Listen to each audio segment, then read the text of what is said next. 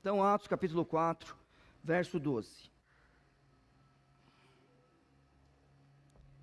A Bíblia nos diz assim: e em nenhum outro há salvação, porque também debaixo do céu nenhum outro nome há, dado entre os homens, pelo qual devamos ser salvos. Vamos orar. Por favor, irmão, pegue o microfone, traga aqui para o pastor Adolfo. Eu vou pedir para o irmão, por favor, orar por nós. Hoje o pastor Adolfo vai pregar à noite, é isso? Está certinho já, né? Deus abençoe o irmão, então vamos orar. Oremos. Santo amado Deus, nós te agradecemos porque o Senhor nessa manhã tem nos colocado aqui diante de Ti para aprendermos da Tua palavra. Te pedimos que o Senhor abençoe o Teu servo que vai ministrar a Tua palavra, que seja um instrumento em Tuas mãos e que cada um de nós estejamos de mente, coração aberto para aprender de Ti, Senhor. Que nós, no nosso viver, sejamos instrumentos em Tuas mãos para Te honrar e glorificar, Senhor. É em nome de Cristo que nós te pedimos. Amém, Senhor. Amém. Muito bem, irmãos. Então, olha só. Opa, obrigado. Joia, muito obrigado. O que a gente vai fazer? Não sei se nas 2 próximas semanas ou 3. Né? O pastor Viana não vai estar aí nesses dias, porque o pastor Viana vai descansar um pouco. E a gente vai estudar esse capítulo até o verso 22. Eu não sei se a gente vai demorar 2 semanas ou 3. Eu acredito que 3. Mas de qualquer forma, mesmo se a gente demorar 2 semanas, eu quero dividir o texto com vocês.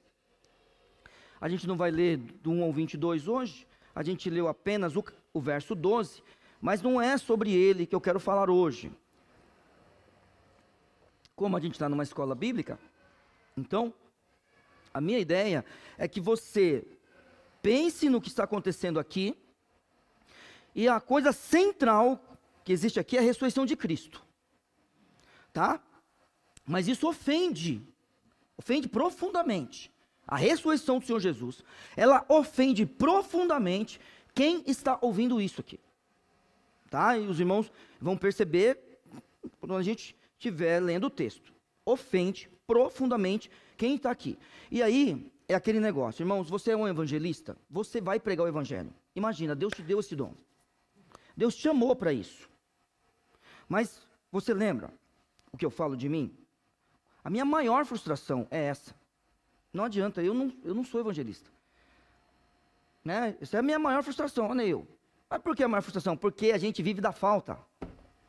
É só você olhar para a Bíblia. O que ele fala? Para tomar cuidado com as concupiscências. Desejos incontroláveis da carne, não é? Porque a gente vive da falta, a gente não dá valor que a gente tem. Então eu e você, a gente tem um monte de dom. A gente queria ser o que a gente não é. Entendeu? Mas olha só, Deus ele vai te dar oportunidade para pregar o evangelho. Ore hoje mais uma vez. Me dê oportunidade de falar de Cristo a alguém. Você vai ter essa oportunidade. Esses homens aqui, eles são evangelistas. E é óbvio, eles já têm a técnica neles. Ofende falar da ressurreição de Cristo, e o que eles fazem? Pregam o evangelho perante todos eles. A gente, no decorrer do texto, vai perceber que esses homens são ousados, porém, usados pelo Espírito com uma inteligência, irmãos, e uma perspicácia que você vai ficar abismado. É aquele negócio, não se preocupe com o que você vai falar. O Espírito Santo colocará palavras na sua boca. Lembra da promessa de Cristo, nas dificuldades? É isso aqui que está acontecendo. Tá joia? Vou ler de novo o verso 12 e depois quero dividir o texto com os irmãos. O verso 12 diz: e em nenhum outro há salvação, porque também debaixo do céu nenhum outro nome há dado entre os homens, pelo qual devamos ser salvos. Pense nisso. O que é central aqui é a ressurreição de Cristo, e que esses homens não perdem nenhuma oportunidade de falar do Senhor Jesus. O texto é dividido assim, versos de 1 a 4, certo? Então, quando você for estudar essa semana, se você for estudar, verso de 1 a 4, Pedro e João são presos. Isso aqui é a primeira parte do texto. Depois, versos de 5 a 12, eles falam diante do Sinédrio. Então é a defesa dos apóstolos. E depois, de 13 a 22, a sentença... Não, 13 a 22, isso. O que eu vou... depois do 23 a gente vai ver o que a gente vai fazer. Se é eu, se o pastor Viana que vai pregar, a gente vai ver o que vai acontecer nessas duas ou três próximas semanas. Não, contando com hoje 3, né, mas 2 próximas semanas. Então, versos de 1 a 4. Os apóstolos são presos. Versos de 5 a 12 é a defesa deles. E versos de 13 a 22, a sentença, tá? Então, não vou ler o texto inteiro hoje, vamos ver onde a gente vai chegar, mas primeiro, versos de 1 a 4, Pedro e João são presos. Estando eles falando ao povo, sobrevieram os sacerdotes e o capitão do templo e os saduceus. Guardem isso, sacerdotes, capitão do templo e saduceus para a mensagem de hoje. E doendo-se muito, guarda isso aqui também, de que ensinasse o povo e anunciassem em Jesus a ressurreição dentre os mortos, e lançaram mão deles, e os colocaram na prisão até o dia seguinte, pois já era tarde. Muitos, porém, dos que ouviram a palavra, creram, e chegou o número desses homens a quase 5.000 homens. Então vamos lá. Olha, estando eles falando ao povo. Bom, o que eles estavam fazendo aqui? Pregando o evangelho, onde? No templo. Você precisa lembrar do seguinte, vamos lá, capítulo 3, verso 1, lembra disso? E Pedro e João subiam juntos ao templo à hora da oração, a nona, e era, a nona, 3 da tarde, está correto? Me ajuda, pastor Viana, 3 da tarde, certo? A hora sexta é meio-dia, então isso mesmo, às 3 da tarde, isso é muito importante para nós, hein? Essa informação, aconteceu à tarde, isso, é importante para nós. E era trazido um homem, irmãos, desde o ventre de sua mãe era coxo. E era trazido um homem que, desde o ventre de sua mãe era coxo, o qual todos os dias punham à porta do templo, chamada Formosa, para pedir esmola aos que estavam no templo, o qual, vendo a Pedro e a João, que iam entrando no templo, pediu que lhe desse uma esmola. Está lembrando de tudo isso? E Pedro, com João, fitando os olhos nele, disse, olha para nós. E olhou para eles, esperando receber deles alguma coisa. E disse Pedro, não tenho prata nem ouro, mas o que tenho, isso te dou. Em nome de Jesus Cristo Nazareno, levanta-te e anda. Está lembrado? Muito bem. Esse homem, ele é curado. Mas ele não é apenas curado. Ele tem fé para ser curado. E fé em quem? Em Pedro? Tem fé em João? Não. Esse homem, ele tem fé em Cristo Jesus. A Bíblia fala agora o seguinte, crê, é curado. Qual é a consequência disso, irmão? Se nós cremos, a nossa vida mudou. Qual é a consequência disso? Continuar caminhando. Verso 11. E apegando-se o coxo que fora curado, a Pedro e a João, todo o povo correu atônito para junto deles ao alpendre chamado de Salomão. E quando Pedro viu isso, disse ao povo, homens israelitas, por que vos maravilhais disso? Ou porque olhais tanto para nós, como se por nosso próprio poder ou santidade fizéssemos andar este homem? Pronto, aí você conhece o restante do texto, se não você lê o restante. Muito bem, Pedro e João fazem o quê? Vão ao templo. Normal? Isso? Sim ou não? É um judeu. Onde que eles têm que estar? Entre os judeus. Certo? Tudo bem? É isso ou não? A gente se converte, a gente vai abandonar nossa família? Não. Então, muito bem. Ele se reúne com a igreja no domingo, se reúne com o povo. Aos sábados, continua a sua vida de judeu, não é pecado. Tá? Bom, vão ao templo. Se eles querem que o povo deles se converta, para onde ele tem que ir? Para o templo. Ótimo. Uma pessoa é curada pelo poder de Cristo Jesus. Muito bem. Essa pessoa agora fica ao lado deles. Todo mundo conhecia aquele homem. Depois, a gente vai continuar a ler o texto, e você vai ver a idade dele depois. Era impossível que aquele povo não conhecesse aquele homem. Era impossível. É a mesma coisa. Caminhe comigo aqui em Vila São José para você ver o que acontece. Eu cresci aqui nas quadras, nos campos desse bairro. Eu cresci aqui, depois eu fui professor, eu sou professor aqui. Eu sou pastor nesse bairro. Eu só moro nesse bairro por causa de vocês. Mas eu passo, uma vez, pastor Viana, eu estava no açougue, aí a pessoa me atendeu, aí pegou, colocou a carne em cima assim, mais alguma coisa, pastor? Eu falei, opa, eu fui na sua igreja tal dia, eu sei que você é pastor.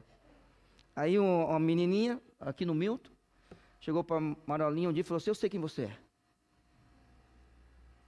Ela falou, quem eu sou? Ela falou, é a mulher do padre daquela igreja ali. A mulher do padre. Pode uma coisa dessa, gente? Sério, verdade. Pastor Vitor, olha, irmão, é verdade uma coisa dessa. Você quer morar ali hoje? A gente está sem luz lá em casa, ela está organizando as coisas para pôr na geladeira da igreja. Mas olha só, eu sei a mulher do padre daquela igreja. Era impossível que as pessoas não conhecessem esse homem. E a gente não está falando de um lugar como esse, que tem gente para tudo quanto é lado, as pessoas eram concentradas. Você tem que pensar nisso. Todo mundo que ia no templo via o quê? Esse homem. Olha, verso 1 do capítulo 4, que esse é o nosso objetivo de hoje.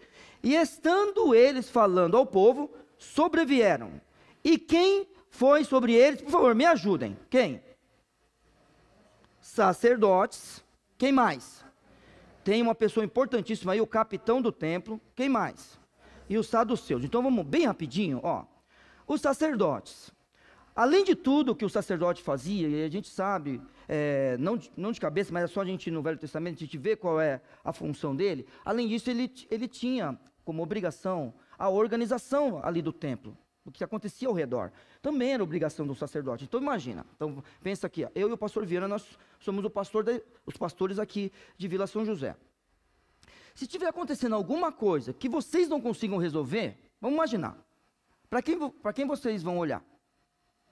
Para a gente, né? Então vamos imaginar. Vamos só imaginar. Chegou uma pessoa lá. Ela está perdida aqui dentro. Olhou para você, falou um negócio que você não sabe resolver. Você fala assim, pera aí. Ó, você pode me ajudar? Tem um rapaz ali que está falando tal coisa. Não é isso? Então, sacerdote, tá? Muito bem. Aí, além do sacerdote, quem mais estava lá? O capitão do templo. Esse homem, ele era um sacerdote também. Ele cuidava, por exemplo, de 200 sacerdotes e os levitas, cuidava da ordem. Ele tinha que ordenava as coisas. É um cargo militar isso aqui. E aí, irmãos, a gente tem um grupo que a gente sempre tem que ficar atento neles. Que a gente gosta muito de falar de fariseu, né? Não é isso? A gente não gosta de falar do fariseu? Não é? Mas tem um outro grupo que é muito importante no Novo Testamento. Quando a gente olha para textos como esse. Ah, e outra coisa, e não vai esquecer, esse texto aqui é um texto descritivo, hein, irmãos? Né? Então a gente tem que sempre tomar cuidado quando a gente está lendo uma narração, tá? São os saduceus. Quem são esses? Esses aí, irmãos, eles podem, olha, representar o Sinédrio, porque pode ter gente do Sinédrio aqui, os 70 homens que julgam, e eles também podem ser da aristocracia. Então, hoje em dia, a gente não tem aristocrata, certo? Mas sabe quem seria um aristocrata hoje? Aqui, tem uns caras vivos que podiam ser aristocrata. Sabe, por exemplo, já ouviram falar num cara chamado Supla? Ele seria um aristocrata. Sabe o Suplicy? Porque ele é assim, bisneto, tataraneto, trisneto, de visconde, de barões. Sabe quem outro? Ó, Visconde de Ouro Preto, já ouviu falar nessa pessoa? Aquele Dinho, do Capital Inicial, vocês conhecem essa banda? Capital Inicial, Dinho, ele é bisneto dele. Ele seria um aristocrata. Por quê? Porque por herança, ele teria poder no país. Aqui hoje em dia não tem mais isso. Mas seria assim, alguém que tem poder político por herança. Isso é um aristocrata, saduceus. Então, ó, se eles não fossem do Sinédrio, eles tinham poder do mesmo jeito por herança. Porque eles eram nobres. A aristocracia, o poder dos nobres, são esses caras aqui. Então vamos lá, olha só, chega a nós. Quem? Pescadores. Chega a gente lá, quem? Cobrador de impostos. Chega a gente. O que a gente era? Um sicário. Um zelote. Pronto. Se converteu um apóstolo de Cristo. Tamo lá. Eu e você. pregando o evangelho, lá no templo. Eles olham, ué, isso é uma desordem. Ué, o que é isso? Existe autoridade para fazer isso? Espera aí, esse povo curou, vamos lá. Quem? Agora imagina. Aquele negócio, imagina. O pastor Viana brincou ontem, né? Não fala do meu presidente, né? Não é isso? Já pensou, se o presidente da República, Luiz Inácio Lula da Silva, chegasse aqui, não tivesse nenhum lugar para ele sentar, irmão, eu levantava. O presidente da República? Porque o que aconteceu com o Itamar, quando eu era moleque, não acontece. Queria entrar no cinema, não deixaram. O presidente da República, vamos pôr uma cadeira lá para ele, faz o que for, tira alguém. Não, desculpa, pai, eu dou meu lugar para ele. É o presidente da República, irmãos. Pronto, esse povo chega, já pensou Pedro e João lá? O capitão da guarda chega, ele tem poder para matar. Os saduceus chegam, aí você olha lá, um daqueles 70, dois daqueles 70, das pedras polidas, está lá. Muito bem. Então, de novo, e estando eles falando ao povo, sobrevieram os sacerdotes e o capitão do templo e os saduceus, doendo-se muito de que ensinassem o povo. Então, a primeira coisa que a Bíblia relata, e assim, vamos só lembrar, eu vou até falar, pastor Adolfo e irmã Ivanete, aqui a gente crê que Lucas e Atos é um livro só. Então, quando eu falar Lucas aqui, se os irmãos tiverem alguma outra ideia, não tem problema, não venha querer me convencer. Eu já estou convencido. É Lucas e Atos aqui, tá? Então, quando Lucas faz isso, a primeira informação que ele dá para a gente não pode perder a linha de raciocínio. É que eles estão se doendo pelo ensino. E aí vem o que eu acabei de falar para os irmãos quando eu li o verso 12 do capítulo. A gente começou do verso 12, mas a ideia central é que a ressurreição de Cristo ofende quem está ouvindo e tem autoridade. Então eles estão doendo-se muito que ensinassem o povo. Mas depois você vai perceber como esses homens são usados pelo Santo Espírito de Deus. Porque é o seguinte, doendo-se muito de que ensinasse o povo e anunciassem em Jesus a ressurreição dentre os mortos. Então, olha só, o que está escrito acima do verso 11 do capítulo 3, aí na sua Bíblia. Acima do verso 11 do capítulo 3. Como é que está falando? O discurso, né? De Pedro, não é isso? Então você está vendo. Eles estavam ensinando. Agora, vamos comigo. Lembra, eu li com vocês até o verso 12, não foi? Ele não já está discursando no verso 12? Lembra disso? E quando Pedro viu isso, disse ao povo, já está discursando. Vamos para o verso 13? O Deus de Abraão, de Isaac e de Jacó, o Deus dos nossos pais, olha a inteligência deles, irmãos. Olha o que ele faz. Glorificou a seu filho Jesus, a quem vós entregaste perante a face de Pilatos. Não, desculpa. A quem vós entregaste perante a face de Pilatos negaste, tendo ele determinado que fosse solto. Mas vós negaste o santo e o justo, e pediste que vos desse um homem homicida, e mataste o príncipe da vida, ao qual Deus, o que está escrito aí? Ressuscitou dentre os mortos, do que nós somos testemunhas. Eles estão falando que eles viram Cristo vivo. Vamos só continuar. No mesmo capítulo 3, olha só, verso 22. Porque Moisés disse aos pais. Que pais? Eles estão falando os nossos pais. Os meus pais e os seus pais. Ele está falando que Moisés já tinha dito isso a quem estava antes deles, né? Vamos imaginar, antes de nós, e todos nós sabemos disso. É aquele negócio, não pense num judeu como os nossos filhos. Eu não estou falando de todos os filhos aqui. Certo? Não estou falando de todos os filhos. Mas eu quero te falar uma coisa. Imagine o seguinte. Imagine. Uma criança judia. O pai começava, o Senhor é o meu pastor. E ele pequenininho, continuava o texto. Ele falava qualquer coisa, pense. E de repente o moleque falava.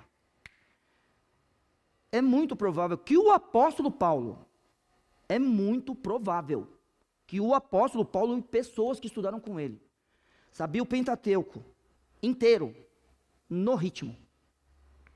Então aquelas que, pensa um monte de criança, sabendo os 5 primeiros livros da Bíblia de cor, no ritmo, que Gamaliel e outros ensinaram. De cor. É possível, é provável, desculpa, possível não, é provável. Então quando esses homens falam coisas como essa, pode marcar na sua Bíblia essas coisas, quando eles falam, nossos pais, eles estão falando, você sabe disso, porque o teu pai te ensinou, que desde Moisés é ensinado isso pra gente. Ah, você que assistiu aquela série The Chosen, assistiram? Quem não assistiu e tem possibilidade, assista. O que vai acontecer lá? O pessoal começa a falar qualquer salmo, o outro já vai cantando e pulando. Eu não danço muito bem, eu sei, mas não concorda comigo. Discorda, fala, não, está dançando bem. Você pode ver que eles começam a dançar e cantar lá. Pode ver, tá? Esse tipo de informação, para você que gosta de marcar a Bíblia, é importantíssimo. Porque quando ele está falando, ele não está falando para a pessoa que não é judia. Ele está no templo. E ele está, irmãos, o fantástico disso é ele falar, ó, porque Moisés disse aos pais. Então ele está falando assim, não adianta você falar que não sabe. Você sabe. O quê? O Senhor vosso Deus levantará entre vossos irmãos um profeta semelhante a mim. A ele ouvireis em tudo quanto vos disser. E acontecerá que toda a alma que não escutar esse profeta será exterminada dentre o povo. Sim, e todos os profetas desde Samuel, todos quantos depois falaram, também predisseram estes dias. Vós sois os filhos dos profetas e da aliança que Deus fez com nossos pais, dizendo a Abraão, na tua descendência serão benditas todas as famílias da terra. Ressuscitando Deus a seu Filho Jesus, primeiro o enviou a vós, para que nisso vos abençoasse, no apartar a cada um de vós das vossas maldades. Olha o que ele está dizendo, Jesus ressuscitou para abençoar a nação. Abençoar a nação. Veja que ele não está falando para a igreja aqui. A igreja está nascendo. A igreja nasceu e está criancinha ainda. A igreja está numa fase de crescimento, ela não sabe ser igreja. Mas esse povo sabe ser nação de Israel. Esse povo aqui sabe ser judeu. Então ele está dizendo, sabe por que Jesus ressuscitou? Para abençoar a nós. É a promessa de Deus para nós. É por isso que ele ressuscitou. Muito bem. Isso ofende muito, doendo-se muito, de que ensinassem o povo. Está vendo? Por enquanto, as coisas estão onde? No ensino. Devido a isso, era possível que esses homens fossem sentenciados à morte. Mas não se preocupe, a palavra é Deus que vai dar. Vamos lá. Nós vamos um dia passar pela tribulação. Tudo bem, irmãos? Não se prepare para isso. Não precisa. Você não sabe se comportar naquele dia. Ainda não. Agora você saberá se comportar naquele dia. Olha só o que eu estou dizendo. Você não sabe se comportar naquele dia. Mas você saberá se comportar. Porque o Espírito te dará a palavra. O Espírito te fortalecerá. Qualquer situação. Pense assim, que amanhã a gente vai ter uma dificuldade. Vamos imaginar. Não adianta. Não adianta. O Senhor nos dará a palavra. Então vamos continuar. Esses homens doeram-se do ensino. E o que fazem? Verso 3. Vamos lá para o verso 3 do capítulo 4. E lançaram mão deles, e os colocaram na prisão, olhe só, até o dia seguinte, pois já era tarde. Quer uma chave bíblica? Quer uma chave bíblica para estudar a Bíblia? Quer? Aqui está uma. Colocaram na prisão até... O que está escrito na sua Bíblia? O dia seguinte, mas tem um porquê. Pois já era tarde. O julgamento de Cristo aconteceu que horas? À noite.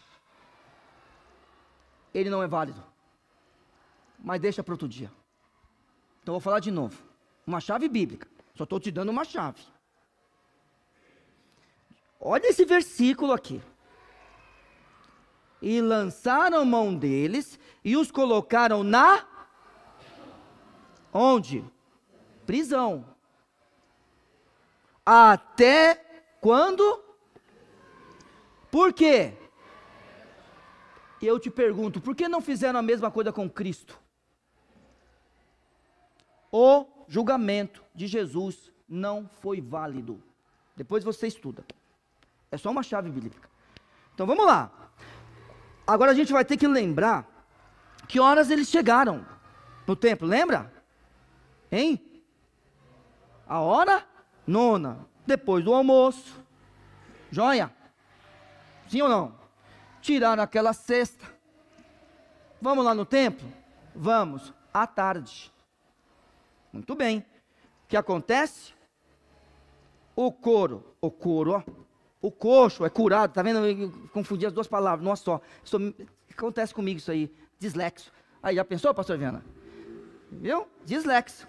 Vê se minha mãe deu remedinho. O remédio da minha mãe era outro, para dislexia. Mas tudo bem, não é para fazer isso não, tá? Vamos lá. Ó, o coxo, foi curado. Joia? O coxo é curado, pensa que o coxo é curado, levanta e vamos junto. Não, irmãos. O coxo é curado, todo mundo fica alucinado. Todo mundo, o coxo grita, o coxo salta, e o povo olhando. Daqui a pouco, o que Pedro e João faz? Vamos embora. Fizemos nosso trabalho. Vamos pregar o evangelho agora. Vai para o meio do tempo, o coxo fala, você não vai sem mim. Espera aí que eu quero contar para todo mundo o que fizeram comigo. Ótimo. Se apega a ele e a multidão ali. Muito bem. Organiza as coisas para ter a mensagem lá, o que Pedro quer fazer. Ótimo, está lá a multidão. Ele prega o evangelho. Vem o sacerdote e começa. Para lá, para cá, para lá, para cá, o que vocês estão fazendo aí? E não sei o que. Vai, o capitão do templo está ali, vai, prende. Excelente. Ué, mas só que o Sinédrio também estava ali, representado pelos saduceus. Por que não julga logo? Porque não pode. Então prende. Provavelmente, na própria prisão, ali do Sinédrio. Lembrando, é o seguinte, irmãos. Prisão aqui não é para pessoa estar longe da sociedade. Prisão no Novo Testamento é para julgamento. Julgou, decidiu morte ou apanha, é assim, não tem negócio de colchão, quando queima, devolve colchão, não tem isso aí não, irmãos. Comida, 5 refeições por dia, não tem negócio de 5 refeições por dia. Não vai pensar nisso daqui. Tá? É aquele negócio, o que você vai fazer depois de que você sair daqui? Roubar de novo, é isso que eu vou fazer, essa é a minha profissão. A pessoa fala isso. Não, aqui é sentença. Ou morre, ou apanha, ou você muda de vida. Porque se você voltar para cá, não vai ter chance. E você vai voltar rapidamente para cá, se você fizer a coisa errada. Excelente, então vamos lá. Lançaram mão deles e os colocaram na prisão até o dia seguinte, pois já era tarde. Agora vamos lá. com quantas pessoas a igreja começa, pelo menos devido ao relato do livro de Atos? Vocês não sabem? Sabem sim. Eu não vou falar. Não, mas de acordo com o livro de Atos, né? 12 são os apóstolos, tá certo, mas só que existia um grupo reunido. Alguém está chutando não, estão falando, mas está falando muito baixo. Então vamos falar assim, 120. É ou não é? Já que vocês estão com dúvida, eu vou achar o texto aqui, quer ver? Achei. Está aqui, ó. Atos capítulo 1. Quem lembra? O verso 15. Pode ler? E naqueles dias, levantando-se Pedro no meio dos discípulos, ora, a multidão junta era de quase 120 pessoas. Pronto, 120, está aí. Muito bem, mas aí veio o Pentecostes. A igreja formada, 120 pessoas, já o ensinamento de Cristo, durante a vida dele aqui na terra, já estava sendo colocado em prática, tudo, né? Esses homens aqui já estavam colocando coisas em prática, o Espírito Santo estava agindo rapidamente, por exemplo, depois daqui já é o relato de Matias, Judas, ele, né, se matou, tem que colocar alguém no lugar, vai lá, mostra como escolhe Matias, as coisas estão organizadas, muito bem. Aí vem o dia de Pentecostes, a igreja já existia, tá? A igreja é revestida de poder. A partir daquele dia, não falta nada para a igreja. Então, não importa se a gente está aqui, ou imagine, daqui a um tempo, Jardim das Fontes passa a ser igreja, organiza-se igreja. Não importa quantas pessoas estão lá não falta nada. Porque o Espírito Santo está agindo no meio do seu povo. Certo? Então, 120. Muito bem. Mas só que a obra de Deus não é para 120 pessoas. Então, vem o Pentecostes e Pedro poderosamente prega. Prega de um poder tão grande que não importa a língua que a pessoa falava, ela entendia, sem tradutor. Não importa. E os outros também, pregando. Ótimo. Quem lembra? Quantos? 3.000. Tudo bem? 3.000. Ia ser bom se isso acontecesse com a gente. Ia ser bom. Ia ser tão bom que ia ter mais. Deus sempre tem mais para nós. Verso 4 desse capítulo.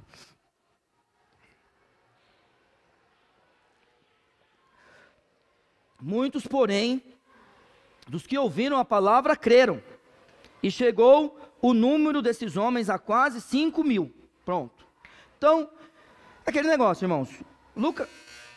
Lucas, ele vai relatando. Certo? Tudo bem? É o que Lucas vai fazendo. E é assim. Todo mundo que já leu sobre os avivamentos, sabe do seguinte. Irmãos, o poder de Deus é algo que a gente não consegue imaginar. A gente está falando de coisas que aconteceram há 200 anos atrás. Não é uma questão de que, por exemplo, alguém fica olhando para a Bíblia e desacreditando da Bíblia. Mas quer desacreditar da Bíblia? O que a gente vai fazer? A pessoa também não tem seriedade, né? Está lá, está relatado e pronto. Tá? Vamos lá. Mas tem coisas que aconteceram há 200 anos atrás. É assim, irmãos. Eu estou pregando aqui, o pastor Viana está pregando aqui, ou um outro irmão, o pastor Adolfo, visita a nossa igreja, está pregando. É um avivamento, irmãos. O avivamento é o seguinte, uma pessoa está aqui, ela é tocada pelo evangelho de tal forma que ela levanta no meio do culto e fala assim, eu quero. Você quer o quê? Eu nem fiz apelo ainda. Que apelo? Existe apelo? Quem inventou apelo? Eu quero agora. Começa a chorar, irmãos. Não para de chorar. Se agarra o pastor aqui e se converte. Isso que acontece. A gente não sabe o que é isso. Vamos orar pelo avivamento. Eu também queria que o avivamento acontecesse de novo. O avivamento acontecesse de novo. Quando aconteceu esse negócio lá desse culto que não acabava, o que eu fiz? Eu esperei. Você acha que eu não queria que aquele culto que não acabasse, que não acabava nunca, né? Que fosse um avivamento? Foi na Inglaterra ou nos Estados Unidos, aquilo lá, agora eu não lembro. Estados Unidos?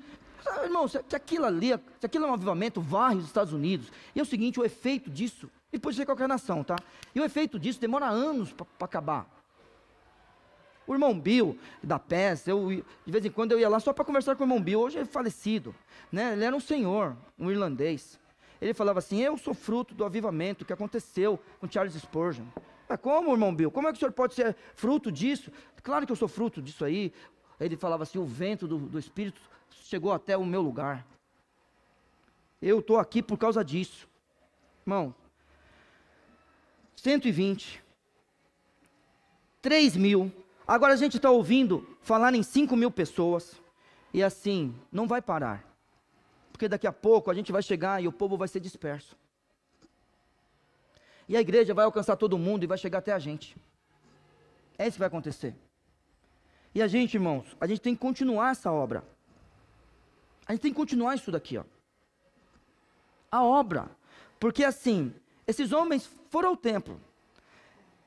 Eu te pergunto, será que eles foram com o objetivo de, sabe de uma coisa, eu vou curar alguém hoje? Você acha? Você acha que não, hoje eu vou curar alguém? Não é isso, irmãos. Você sabe que não é isso. Esses homens foram ao templo, a hora nona, para fazer a obra de Deus ali. Se é da parte do judeu ou não, eu só sei o seguinte: quando chegou lá, o Senhor Deus mudou tudo.